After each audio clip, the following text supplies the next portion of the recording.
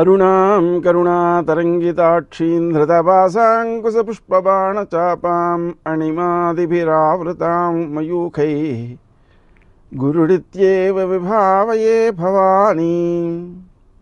గ్రహముల యొక్క గమనాలు, వాటి ప్రభావాలు, ఆ విషయాలలో మనం తీసుకోవలసిన భౌతికమైన జాగ్రత్తలు, ఆధ్యాత్మికమైన నివారణ చర్యలు, వీటి ద్వారా దోషాలను అధిగమించటం, గుణాలను పెంపొందించుకోవడం, అలా జీవితాన్ని మనం ఆనందమయంగా మలచుకోగలుగుతాం.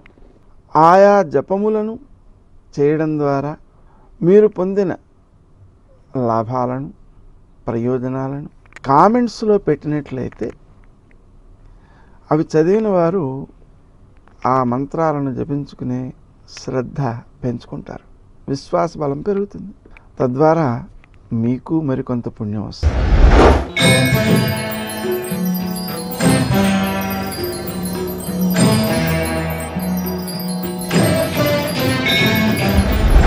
మిథున రాశి. ఈ రాశి వారు తాము ఆచరించే కార్యక్రమాలలో విజయాలు సాధిస్తారు. కానీ వేగం ఎక్కువగా ఉంటుంది, తొందరపాటు ఎక్కువగా ఉంటుంది. ఆ విధంగా తొందరపాటు వలన కొన్ని ఇబ్బందులను కూడా ఎదుర్కొనే అవకాశం ఉంది. అందువలన కొంచెం ప్రశాంతిని పొందుతూ శ్రీదత్త శరణం మమ అనే మంత్రాన్ని జపం చేసుకుంటూ కార్యక్రమాలను, నిర్ణయాలు తీసుకోవటం విషయంలోనూ అలాగే ఆచరించడం విషయంలోనూ కూడా జాగ్రత్త తీసుకోవడం ద్వారా అభివృద్ధికి అవకాశాలు మెరుగవుతాయి. విశేషించి మీరు మాట్లాడే తీరు యుక్తియుక్తంగా, సహేతుకంగా, ఎదుటి వ్యక్తులను ఆకట్టుకునేదిగా, ఒప్పించగలిగేదిగా ఉంటుంది. ఆ వచ్చేటువంటి ఆ సంభాషణ చాతుర్యం ఏదైతే ఉందో దాన్ని వినియోగించుకుంటూ ఇతరుల యొక్క సహకారాలను తీసుకోవడానికి ప్రయత్నం చేయండి. అయితే మీరు ఇతరుల నుంచి సహకారాలు తీసుకోవడం అనేది మీ సొంత పని నిమిత్తమైనట్లయితే అది కూడా పుణ్య వ్యయాన్ని చేస్తుంది. కాబట్టి శ్రీరామ జయ రామ జయ జయ రామ రామ అనే మంత్రాన్ని జపించుకోవడం ద్వారా ఆ లోపాన్ని పూరించుకోగలుగుతారు. ప్రయాణ సమయాలలో గౌతమ నామాన్ని జపించుకోవడం మంచిది. విశేషించి దగ్గర ప్రయాణాలు అధికంగా చేస్తారు.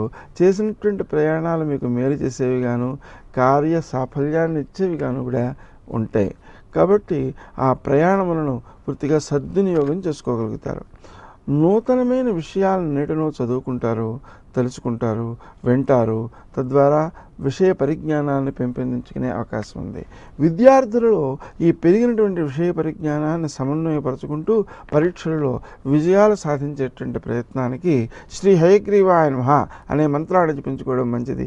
మీ పిల్లలు కనుక ఆ పరీక్ష రాసేటువంటి సమయాలు ఉన్నట్లయితే ఆ సమయాలలో శ్రీ హయగ్రీవాయ నమః అనే మంత్రాన్ని తల్లిదండ్రులు జపించడం ద్వారా పిల్లలు చక్కని అభివృద్ధిని సాధించేటువంటి అవకాశం ఏర్పడుతుంది.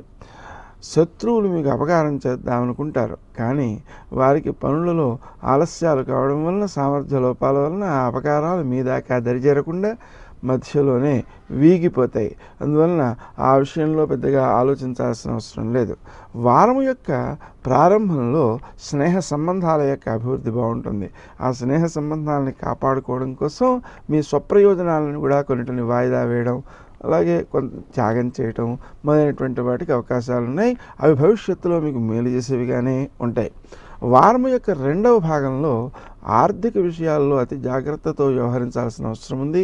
మీరు ఎట్టి పరిస్థితుల్లోనూ మీ చేతులతో ఖర్చు పెట్టకుండా ఉండడం మంచిది.